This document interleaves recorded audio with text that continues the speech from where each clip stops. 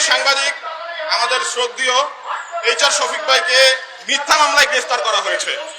আমরা তেজগাঁও সাংবাদিক সমিতির পক্ষ থেকে তীব্র নিন্দা ও প্রতিবাদ জানাই।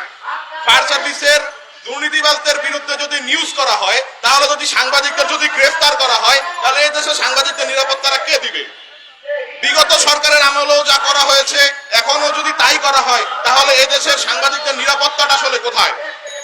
আমরা মাননীয় প্রধানমন্ত্রী, মাননীয় স্বরাষ্ট্রমন্ত্রী এবং তথ্যমন্ত্রীর দৃষ্টি আকর্ষণ করব। সাংবাদিক HR শফিক ভাইকে নিঃশর্ত মুক্তি দিতে হবে। তাকে বিনা অপরাধে গ্রেফতার করা হয়েছে। একটা অনুসন্ধান প্রতিবেদন করার পরে একজন সাংবাদিককে কি করে গ্রেফতার করা হতে পারে? এটা হচ্ছে আমাদের প্রশ্ন।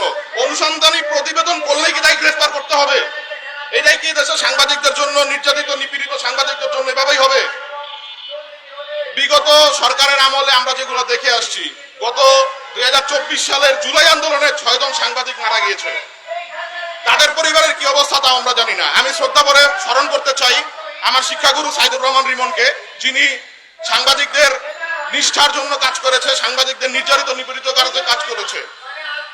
তিনি থাকলে অবশ্যই অন্য কিছু হতেন। আজকে আমাদের এখানে আছেন উপস্থিত আমাদের তেজগাঁও সাংবাদিক সমিতির জ্যেষ্ঠ উপদেষ্টা, ডিউজের নির্বাহী সদস্য রাজু আহমেদ ভাই, আমাদের আলামিন ভাই, আমাদের জিয়া ভাই, তারা প্রত্যেকেই এক একটা নেতা, সাংবাদিক নেতা।